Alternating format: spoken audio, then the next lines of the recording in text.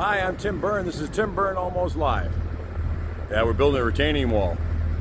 Today's episode is with Nikki. Yeah, we talked for a long time. This last little piece is about family and working with family, nepotism. So Michael Byrne from E1, Kevin Byrne from Copo, Rob Wright from Wink, B&W. Yeah, they're all family. We've all worked together over the last 30 years and fallen apart. Nikki asked me some questions and we didn't get really into it. One day I will. Brothers, I love you. I'm glad you're my competitors. I want you guys to really enjoy the show. Thumbs up me. Make sure you pass it around the link. I'm on Google, iTunes, Spotify, and YouTube. I'm Tim Byrne. This is Tim Byrne Almost Live. You enjoy the episode and we'll keep building a retaining wall. Take care.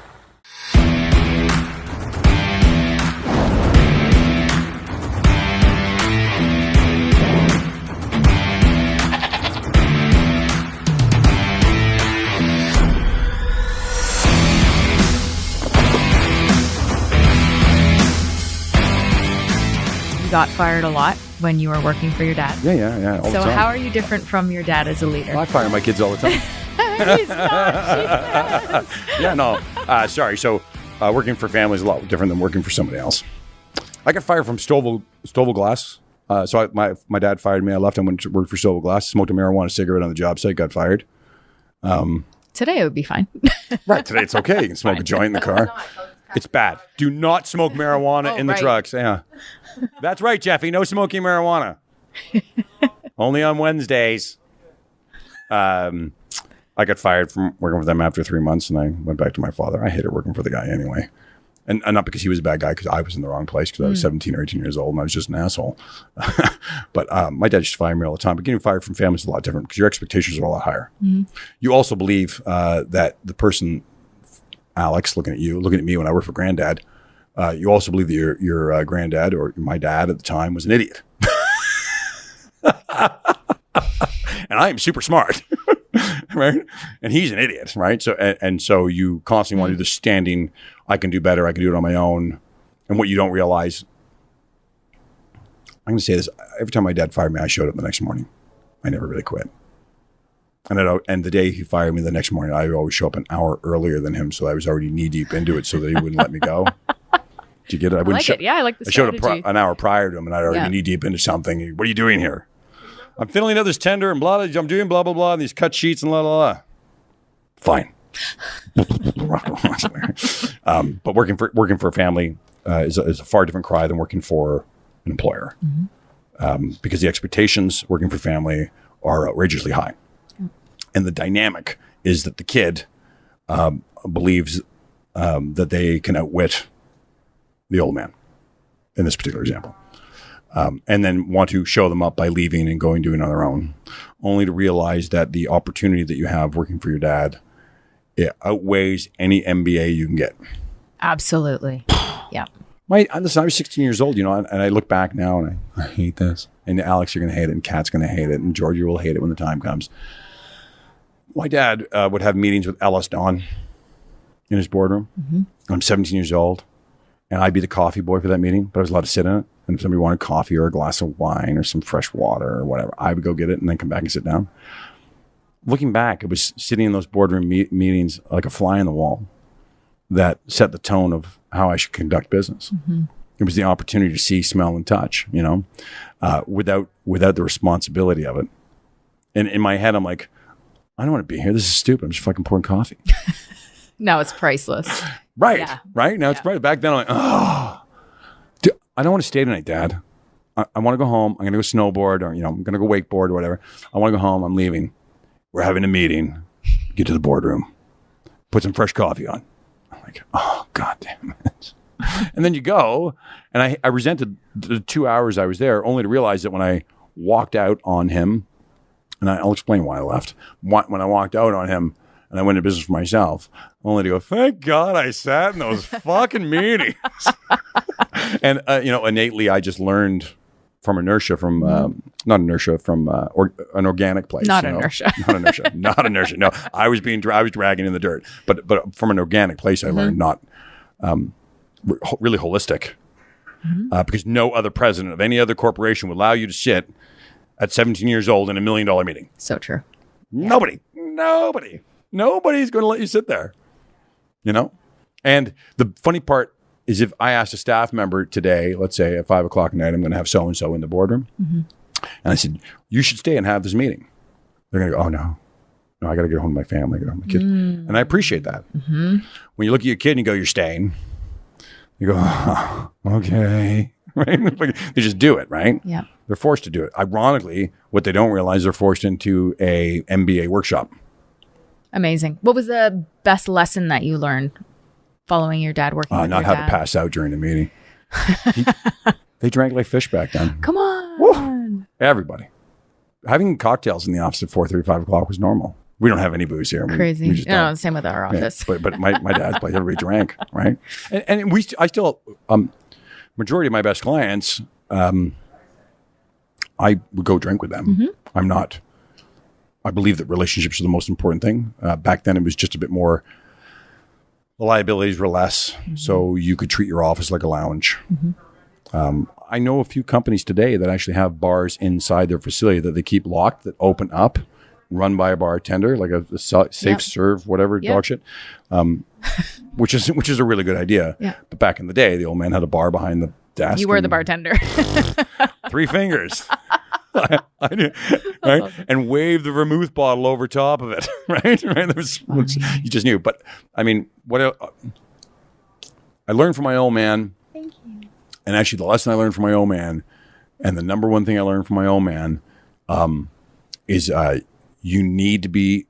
And it's funny, I wouldn't have told you this 20 years ago or 30 years ago. I can tell you this today. You need to be underestimated. You need to be the stupidest guy in the room. You never answer a question. Ever. You never, ever, ever answer a question. You only ask them. The smartest guy in a boardroom is the guy asking the questions, not the guy giving the answers. Here's the ironic part. The guy giving the answers thinks he's all that in a bag of chips. He thinks he's hot shit in a fucking wine glass and he's really cold diarrhea in a Dixie cup because he's answering questions. And the guy asking them is the smartest smartest motherfucker on the planet, which you don't realize that. Right. And I saw so let me tell you, my old man, uneducated, could barely read, could barely write. He didn't do it because he was super intelligent and he knew the philosophy of how to be a leader. He did it because he couldn't actually read what was on that paper. So he just asked a lot of questions like he was being inquisitive, not to realize in my 30s, you can't read, can you? Wow. Grade 7 education, right? Right. Barely, like he could flunger through it, but he wasn't a fluent reader. He couldn't, I don't think he could even read drawings. Wow. But he was probably magnetic because. Had charisma. I am my father. Oh, yes. Probably the only difference between my father and I, or my mother is, and who's still alive, my dad is not. My mother is the ultimate compassionate person. My father is a passionate person. Okay. That's why they did so well together. So my father would leave carnage in his wake and not have any clue because his passion to get to the other side was more important than anybody he heard along the way. My mother was the one rubbing your shoulders and making your back feel good and making sure you're okay because you got hurt. Which made them a good team. Yeah. So I'm going to let you know that I think, and now I'm just sounding an asshole, but I think that I got the best of both worlds from my parents. I don't drink like that. I think I've had one drink this week. I wouldn't go home and have a cocktail. It's not my style. The girls were in my house cleaning it this morning, and there's litters of bottles, and they're all a Perrier. Look, like a guy would have a dozen beers sitting on the counter to go in the recycling bin. I have a dozen bottles of Perrier. The girls are laughing at me. But I think I got enough compassion and enough passion from both my parents that it's a good balance because I think you can hurt a lot of people along the way. But my dad taught me to be stupid. The art of war, right? Yeah. Yeah. Yeah, underestimate. You need to be underestimated. Yeah. They need to think you're super. They need to think you're stupid so you can kill them. The other thing I learned, and this is all anecdotal now because this has not gone from entrepreneurship, but just if you're sitting in a boardroom, be the last person to sit down. Never be the first. Tell me why. Be the last person to walk in the boardroom. Never be the first. Don't show up early for a meeting. That sounds really bad. I know that. Don't show up early for a meeting and don't be the first one to sit down. And that's why I don't show up early to meetings. Why? I do this to my ex-wife. She's listening right now, so you can catch on to what I'm doing. We have these meetings in boardroom. I'm always the last one to show up. Okay. And I'm going to use this. I'm going to give this funny story, and then I'll explain. I walk into that divorce meeting, and we've been fighting for 9 years, right? Brutal. I walk into that divorce meeting, and they're all sitting down, and I will go around the other side of the table and sit beside her lawyer, not beside mine. Okay. Okay. Okay, so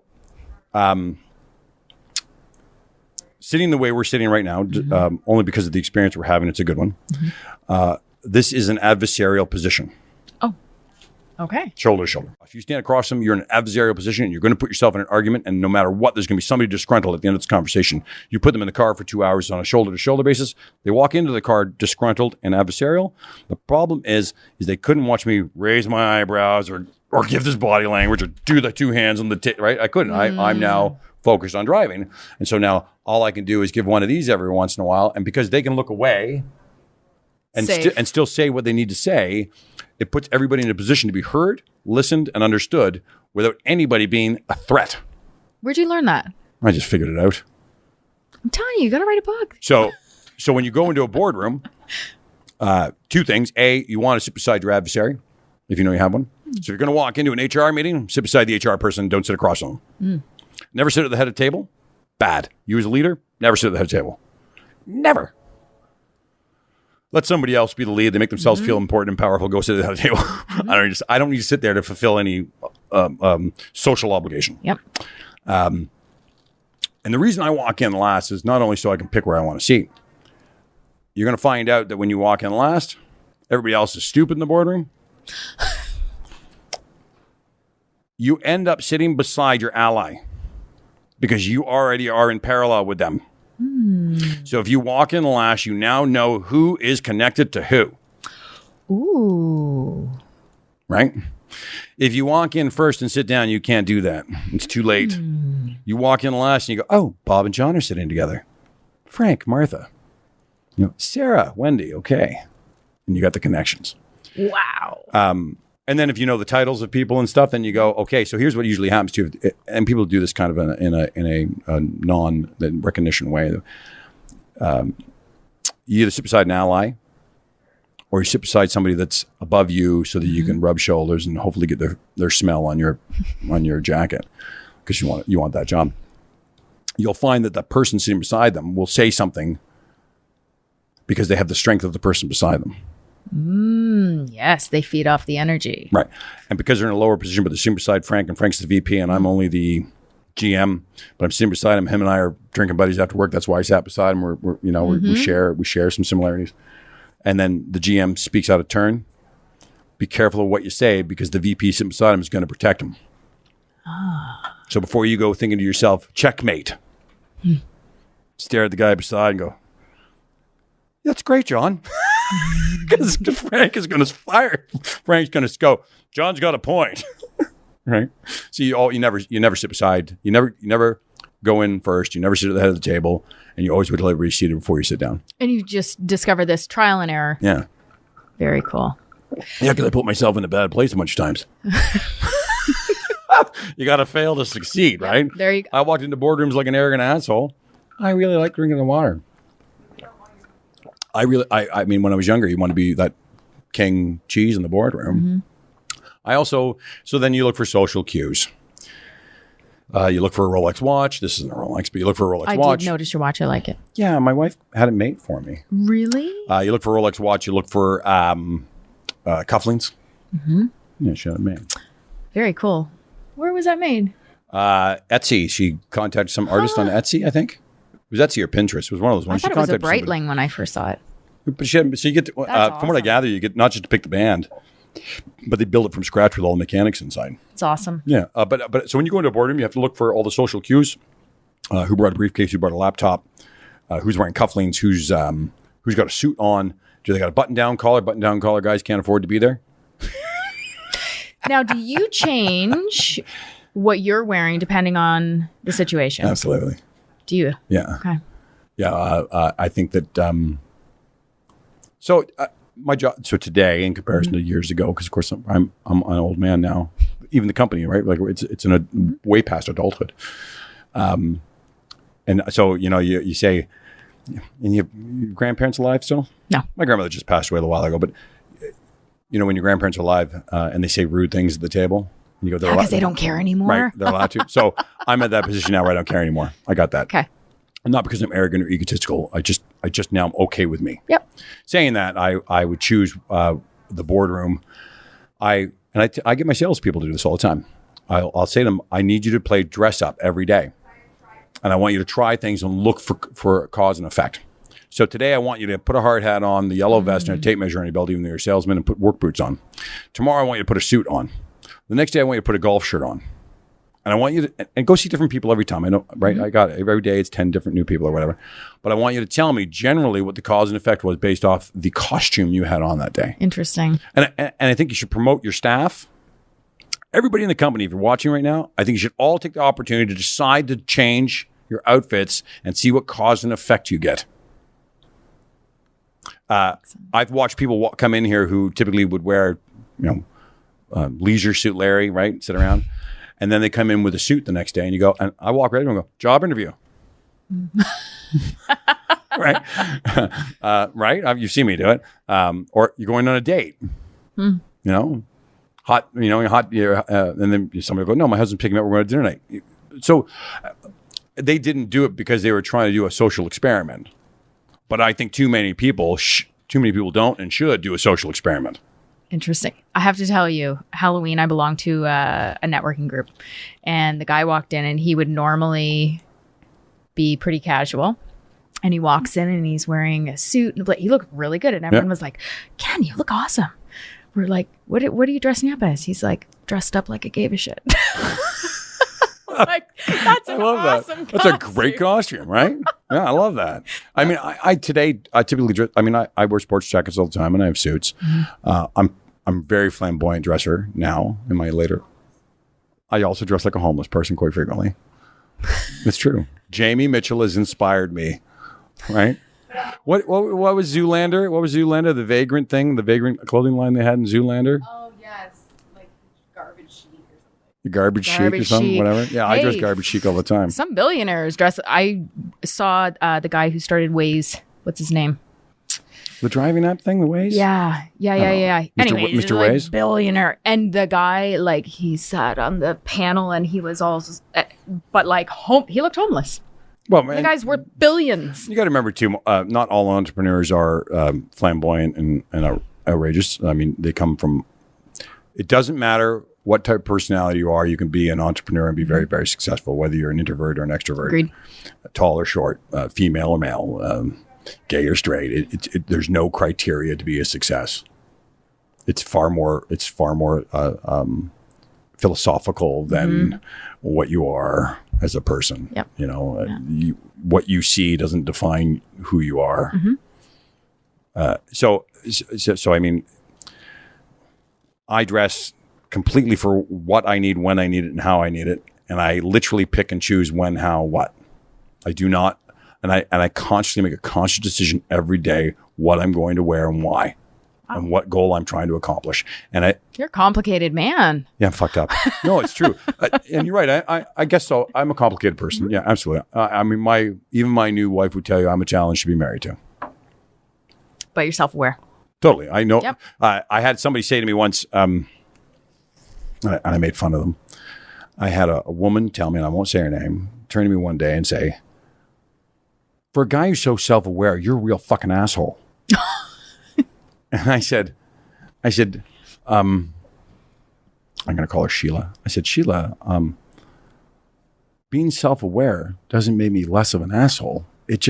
I just know when I am. It just makes me aware of it. It just makes me aware that I'm being an asshole. It doesn't make me a nicer person, right? Yeah. So being self-aware doesed that's why I say whether you're an introvert, you're naturally unsocial or those things don't matter. You can be a success at anything. Yeah, I just think self-awareness, I think, is cross-border. I think you have to be self-aware. And the more self-aware you are, the more likelihood you're going to succeed. What else? Ask me another question. What would be, you've given lots of. I know, right? I can ramble for days. I love it. You've made it really easy for me. Good content for a book. So, absolutely. Right. We'll just do the entire book on you. The problem is how to digest that and get it onto paper, right? That's the hard part. It's going to be great. You talk so fast. she would be like this. Oh yeah, there's no way we'd be able to do this the way I normally do it. Yeah. Plus, I like that we're able to actually make eye contact and I'm not looking down. And at it's the paper. wickedly complicated. Yeah. That's, by the way, when you say, people have said to me to write a book before, and the problem is it's so fucking complicated. It's not that easy. And some of it is just magic. It just happens, and you don't even know why it happened. Most entrepreneurs don't know why they're a success. I mean, there's not one point other than you're starving and you don't want to starve anymore. You have no idea why your product took off and somebody else's didn't. Not Microsoft made a much better iPod than Apple did. It just didn't make it. Zoom or something? No, Z-U-N-E, Zune. So Microsoft 10, 15 years ago made an iPod, an MP3 player that was far better than Apple, but they just couldn't get it off the ground. I always said that it was because Steve Jobs was in it to win it. And by the time Bill Gates and his company got together to make it, Bill Gates wasn't in it to win it. He was buying success, not creating it anymore. Interesting. Do you like Steve Jobs? Okay, so Apple's a really successful business, and you can't discount that. He was a passionate man. Owned it, lived it, drank the juice, rolled the dice, screamed, yelled, had fits. By the way, I don't think you can run a successful business rubbing everybody's back. Agreed, but I feel like he was an asshole. Well, everyone puts. Actually, I think he was a functioning sociopath. Oh, but I think most entrepreneurs are. Ooh. Sorry, and that's a really big word. It's really close. Yeah. It's really close to that cliff. But that we're all on the spectrum, right? But I mean that whole being narcissistic, being self-absorbed, sociopath. I mean you're on those cliffs. You know, the only difference between genius and insane. You know the only difference, right? It's money. Yep. That's it. Yep. The only difference between a genius and an insane person is money. Yep. So I mean, I think you have to be close to that edge. Interesting. I don't think you have a choice. You need to keep it all in perspective and be self-aware that you're there. But I don't think be self-aware that you're a sociopath. Yeah. Know that you're going crazy. Cool. I think you have to know you're going crazy. I think I'm eccentric. I think I'm. Nah, just kidding. when I started this podcast 10 months ago or 10 months ago, last February, all my staff told me I was loons. They told me not to. They told me I'd wreck the business. They said, don't put Stadia's name here. Don't put Burns here. We want nothing to do with it. And my first 6-minute rant was about my ex-wife being an asshole, my partners being jerks, my kid being dead, fuck the world, la la la la la. And everyone, that was crazy. You shouldn't have done that. It was a 6-minute rant of Tim Byrne being angry. And I got more viewers then than I would get from you and I, because it was bait. Yep. And everyone, that was crazy. I went, don't worry, there was an intention there. I needed that drama. I knew that drama so people talked about me. And since then, I mean, if you listen to my podcast, they're all fairly tame. I'm an honest guy, and I'm vulnerable and blah, blah, blah. But there's no lunacy, and I'm not taking down people. I'm not trying to torment people. My ex-wife is a good person. Us fighting is irrelevant to her being a good person or not. I don't take down people because it's sport. I just needed to have that drama to start, so I got listenership. I don't think anybody. It's good business. Right? People want to watch LA Housewives because they fight. You know, like draws them in. Oh, draws them in. And after that, I was okay. Let's get down to business and let's talk work and let's talk shop and let's talk politics and let's talk real life stuff. Parting words of wisdom. Go. Me? No, for you. No, I don't want parting words of. I don't have any words of wisdom. You do. None. You do. I don't have a thing. I think you and I should do this again. Absolutely, I'd love it. I think you have a real intellectual ability, and you're inquisitive enough that you want to go farther. And I'm not scared of you anymore. Okay, so that's really weird, and I don't want to and not to have an ending comment. A lot of people are scared of me, customers and staff. I feel like a lot of people are afraid when they see people step into their authentic self, and they themselves cannot. That's not why I was afraid of you, by the way. I was afraid of you. No, I am authentic, and I'll share that story another time. But no, because you're larger than life. You have this huge following. My husband's in love with you. Like, there were so many things that contributed to the. I think when you can tell somebody I can't absorb your negative energy anymore, it scares the shit out of them. I think when you speak truth and you don't. By the way, all truth is bad. I've often used a line. I've had people go, I tell customers all the time, listen, I don't mind fucking you. I just don't want to rape you. I've heard this. And they go, oh! And I go, stop. I said, listen, when everybody has sex, everybody's happy. Mm-hmm. But if I'm raping you, somebody's not going to be happy. Mm-hmm. So, and I don't want to rape, and I don't want you to rape me as a customer-supplier relationship. So let's just all have sex and be happy together. and it's a much easier way to do business than it is to have somebody have somebody get hurt. And of course, I use that metaphor, and people shit their pants, and then that makes people apprehensive about becoming on the air with me, and makes them all, I can't afford that. Okay, so that ugly truth is that you need to make as much money as possible when you sell me this book. Mm-hmm. As long as I have a great experience, who gives a shit how much you charge me for the book? Right. My wife bought a new Porsche. I was like, I'm not a car guy. Like I literally could drive a Lada, and I don't care. Wow. I don't give a crap about cars. And my wife buys this Porsche, and I'm like, why did you just spend that? She spent 6 figures, right? And I'm like, why? What's the point? And the truth is I thought she got fucked by Porsche, right? No. Totally. I'm on your wife's side. I thought she got raped by Porsche. I thought you just bought a really expensive cappuccino and a Danish, because that's what you get when you walk in. But the truth is, she thought she got a great customer experience. So the price isn't really the point. The point is, what kind of experience did you get from the price? Yep.